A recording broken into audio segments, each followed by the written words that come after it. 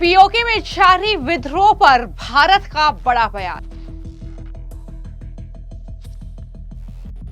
विदेश मंत्रालय ने कहा, पाकिस्तान आर्मी की बर्बरता पर हमारी नजर। हमने पाकिस्तान के कब्जे वाले जम्मू कश्मीर के कई एक इलाकों में विरोध प्रदर्शनों की रिपोर्टें देखी हैं और इन क्षेत्रों पर उसका जबरन और अवैध कब्जा अभी भी बना हुआ है। पाकिस्तान को अपने भयानक मानवाधिकार उल्लंघनों के लिए जवाबदेह ठहराना जाना चाहिए। भारतीय आर्मी चीफ द्विवेदी की पाकिस्तान को सीधी चेतावनी। जनरल उपेंद्र द्विवेदी बोले, पाकिस्तान ये तय कर ले उसे भूगोल में रहना है या फिर नहीं। जवानों के बीच पहुंचे जनरल उपेंद्र द्विवेदी, कहा तैयार रहें, इस बार संयम नहीं रखेंगे। क्या पाकिस्तान के खिलाफ भारतीय सेना का ऑपरेशन 2.0 होने जा रहा है? ये सवाल जोरों शोरों से गूंज रहा है। एक तरफ पाकिस्तान अधिकृत कश्मीर में विद्रोह की आग भड़की हुई है और अब भारत के विदेश मंत्रालय ने पाकिस्तान पर इस पीओके के मामले को लेकर जबरदस्त हमला बोला है। तो वहीं दूसरी तरफ भारत के army chief general Upendra Dwivedi ने पाकिस्तान को सीधी चेतावनी दी है। उन्होंने कहा है कि इस बार हम ऑपरेशन सिंदूर 1.0 जैसा संयम नहीं रखेंगे। उन्होंने कहा कि इस बार हम कुछ ऐसा करेंगे जिससे पाकिस्तान को सोचना पड़ेगा कि वो नक्शे में रहना चाहता है या नहीं, यानी वो भूगोल में रहना चाहता है या नहीं, ये पाकिस्तान तय कर ले। ये दो टूक जो है आर्मी चीफ भारत के जनरल उपेंद्र द्विवेदी की तरफ से कहा गया है। जवानों के बीच पहुंचे और वहां पर यह बात कही। उन्होंने कहा कि अगर पाकिस्तान भूगोल पर रहना चाहता है तो उससे आतंकवाद को स्पॉन्सर करना बंद करना पड़ेगा। ये भी बड़ी बातें जनरल उपेंद्र द्विवेदी की तरफ से कही गई। उन्होंने जवानों को कहा कि आप तैयार रहें और वायुगुरु अगर चाहेंगे तो हम जरूर इस तरीके से कार्रवाई करने के लिए तैयार रहेंगे। इस तरह की कार्रवाई होगी, ये तमाम बातें उनकी तरफ से कही गई। तरीके से पहले वायुसेना के चीफ का बयान आता है और उसके ठीक बाद जो आर्मी चीफ का बयान आया है वो भी पाकिस्तान पर जमकर बरसे।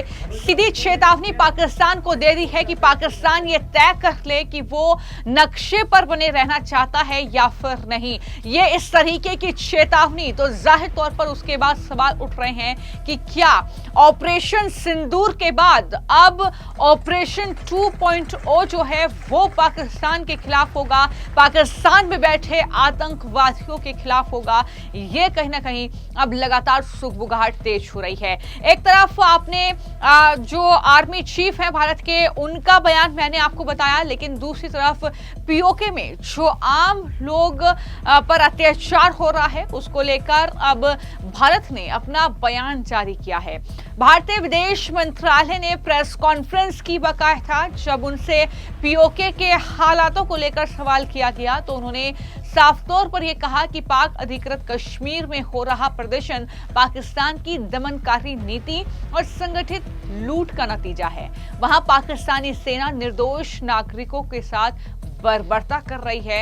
ये साफ तौर पर विदेश मंत्रालय की तरफ से कहा गया। क्या कहा रणधीर जायसवाल ने, जरा सुनिए। हमने पाकिस्तान के कब्जे वाले जम्मू कश्मीर के कई एक इलाकों में विरोध प्रदर्शनों की रिपोर्टें देखी हैं जिनमें पाकिस्तानी बलों द्वारा निर्दोष नागरिकों पर किए गए अत्याचार भी शामिल हैं। हमारा मानना है कि पाकिस्तान के दमनकारी रवैये और इन क्षेत्रों से संसाधनों की संगठित लूट का स्वाभाविक नतीजा है और इन क्षेत्रों पर उसका जबरन और अवैध कब्जा अभी भी बना हुआ है। पाकिस्तान को अपने भयानक मानवाधिकार उल्लंघनों के लिए जवाबदेह ठहराना जाना चाहिए। मैं आपको जानकारी दे दूं कि 29 नवंबर को पाकिस्तान अधिकृत कश्मीर में आम लोग शहबाज सरकार के खिलाफ सड़कों पर उतरकर प्रदर्शन करने लगे, जिसके बाद पाकिस्तानी सेना ने प्रदर्शनकारियों पर फायरिंग की और इसके बाद से लगातार इस तरीके से विद्रोह की आग भड़की हुई है। अब तक 12 लोगों की मौत भी हो चुकी है। तो कहीं ना कहीं इस तरीके से जो चीजें हैं वो पाकिस्तान अधिकृत कश्मीर में देखने को मिल रही हैं। लगातार हमने भी आपको खबरें दिखाई हैं कि किस तरीके से हाल ही में ये जो प्रदर्शन है ये बढ़ता हुआ नजर आया है। वहां पर जो पाकिस्तान की सरकार है उसके खिलाफ ये प्रदर्शन हो रहा है। उनकी मांग है कि वो अलग जो है पाकिस्तान से होना चाहते हैं, लेकिन वहां पर पाकिस्तान की जो शहबाज सरकार है वो दरअसल आर्मी का इस्तेमाल करके वहां आम जनता पर पीओके की बर्बरता कर रही है। यह भी लगातार देखने को मिला है। रावलकोट, मीरपुर, कोटली, नीलम घाटी और पाकिस्तान के कब्जे वाले कश्मीर के अन्य इलाकों में बंद और चक्का जाम का आह्वान भी किया गया है। ये पीओके में हो रहे अब तक के सबसे बड़े प्रदर्शनों में से एक है। आवामी एक्शन कमेटी के नेतृत्व में शहबाज शरीफ के खिलाफ विरोध प्रदर्शन हुए और इस तरीके से अब भारत का जवाब सामने आया है। उन्होंने सीधे तौर पर पाकिस्तान की आर्मी और सरकार को टारगेट किया है और कहा है कि पाकिस्तान की आर्मी जो बर्बरता पीओके में कर रही है उस पर हमारी नजरें हैं। यानी ये मानवाधिकार उल्लंघन का मामला है। संयुक्त राष्ट्र में भी यह मामला जा चुका है। तो आने वाले वक्त में मुश्किल में है पाकिस्तान की आर्मी और पाकिस्तान की सरकार, लेकिन वहीं पर भारत क्या एक्शन की तैयारी में है? भारत की सेना कौन से एक्शन की तैयारी में है? क्या वो पाकिस्तान में बैठे जो आतंकवादी हैं, जो उनके लॉन्च पैड वहां पर बने हुए हैं, क्या वहां पर एक्शन होगा? क्या आतंकवादियों के ठिकानों को नेस्तनाबूद करने का काम भारत की आर्मी के जरिए किया जाएगा? कई तरह के सवाल उठ रहे हैं, क्योंकि आर्मी चीफ ने तो ये साफ तौर पर कहा है कि इस बार भारत पूरी तैयारी के साथ है। इस बार वो संयम नहीं रखेंगे जो ऑपरेशन सिंदूर 1.0 में हमने रखा। इस बार हम आगे की कार्रवाई करेंगे, ऐसी कार्रवाई करेंगे कि पाकिस्तान को सोचना पड़े उसे इतिहास में, भूगोल में रहना है या फिर नहीं। अगर उसे भूगोल में अपनी जगह बनानी है तो आतंकवाद को स्पॉन्सर करना बंद करना पड़ेगा। सैनिक अपनी पूरी तैयारी करके रखें, यह भी उनकी तरफ से कहा गया है। तो ऑल द बेस्ट भी उसके लिए सैनिकों को कहा गया है। पार के हालात कैसे चेंज हुए हैं, और सबसे बड़ी चीज जो हमें ऑफ सिंदूर में सीखने को मिली कि यहाँ पे जो लड़ाई है वो सिर्फ फौज की लड़ाई नहीं है, यहाँ पे देश की लड़ाई है। और देश का मतलब यह होता है कि यहाँ का हर आम नागरिक से लेके हर यहाँ पे जो हमारे नुमाइंदे मेरे बाएं तरफ हैं, ये सारे उसमें शामिल, बीएसएफ पूरी अच्छी तरह से शामिल, इंटेलिजेंसी शामिल, पुलिस शामिल, जिसको भी आप बोलिए वो सब शामिल इस लड़ाई में लड़े।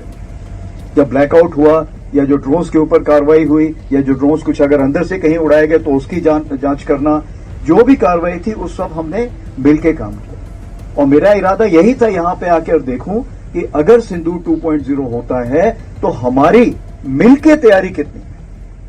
और मुझे बड़ा अच्छा लग रहा है देख के जो ब्रीफिंग मेरे को मिली है, कल शाम को भी जो मैंने बातचीत की, कल शाम को जो ब्रीफिंग मिली, बाकी जगह भी मैंने जो बात की, उससे मेरे को एक विश्वास प्राप्त होता है कि क्या हम लोग उस चीज के लिए तैयार हैं। और मुझे पूरा यकीन है कि अगर ऐसा मौका मिलेगा तो हम उसके लिए पूरी तैयारी के साथ इस बार जुटे हुए, चाहे वो रिसाला की जरूरत हो, चाहे वो ट्रेनिंग की जरूरत हो, चाहे कमांड कंट्रोल की जरूरत। अब ये मौका हमें भगवान देगा, वायुगुरु देगा, परवरदिगार देगा, वो तो मैं नहीं बोल सकता हूं, लेकिन मैं यही बोल सकता हूं कि अगर ये मौका जब भी मिलेगा तो आप उसमें बिल्कुल अच्छी तरह, अच्छे नतीजे की तरफ बढ़ेंगे और नतीजा हमारे फेवर में होगा।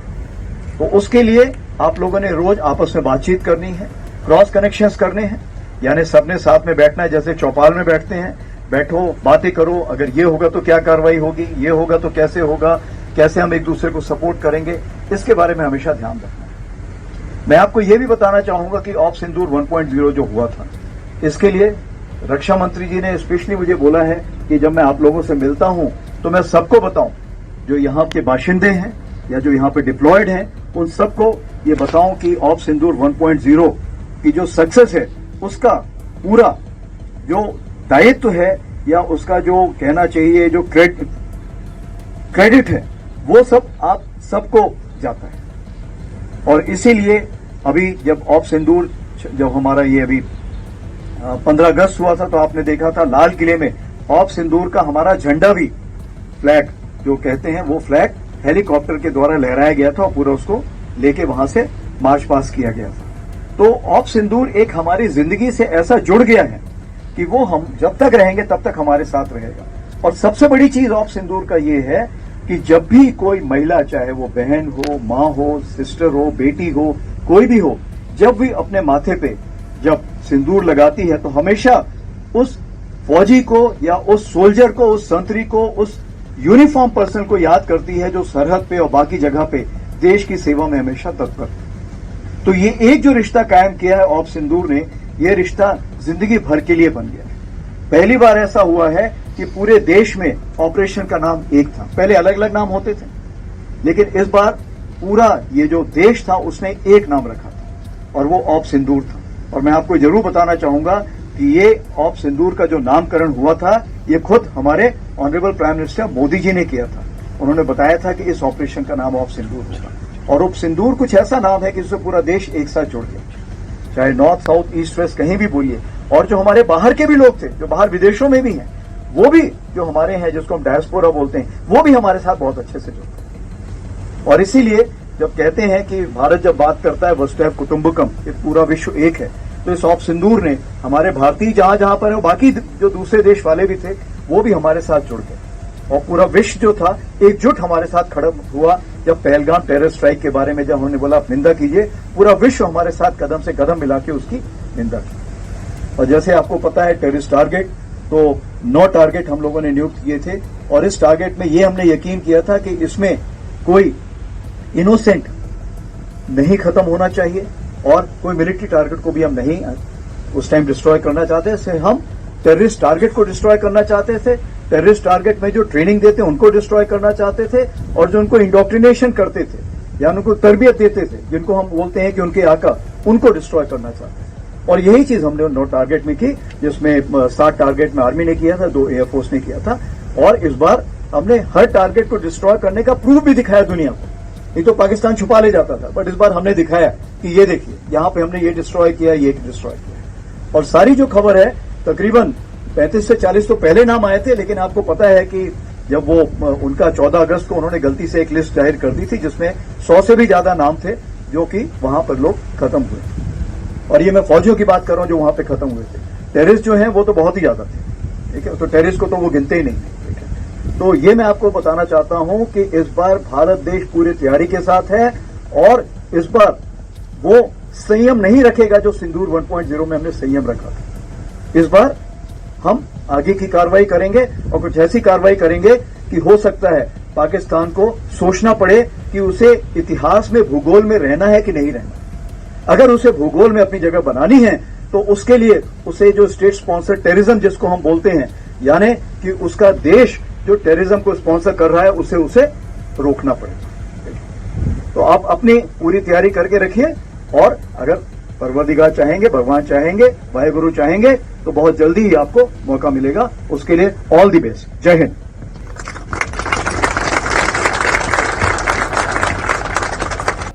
भारतीय आर्मी चीफ की तरफ से तो इस तरीके के अगर बयान सामने आते हैं, जाहिर तौर पर सवाल उठने लगते हैं कि क्या पीओके को लेकर भी जो लगातार सुगबुगाहट चल रही है, क्योंकि बार बार सरकार की तरफ से ये संसद में ही स्पष्ट किया गया गृह मंत्री की तरफ से कि पीओके भारत का हिस्सा होगा। जो पाकिस्तान ने कब्जाया है कश्मीर, वो जाहिर तौर पर भारत वापस लेकर रहेगा। तो क्या पीओके को लेकर कोई बड़ी तैयारी है? इस तरीके के कयास लग रहे हैं, लेकिन आने वाले वक्त में देखना होगा कि किस तरीके का जवाब जो है वो भारतीय सेना की तरफ से दिया जाता है, किस तरीके का एक्शन भारत की सेना की तरफ से होता है, क्या कुछ कार्रवाई होगी, ये आने वाले वक्त में देखना होगा। फिलहाल आपकी इस मामले को लेकर क्या राय है, हमें कमेंट बॉक्स में जरूर लिखें। धन्यवाद।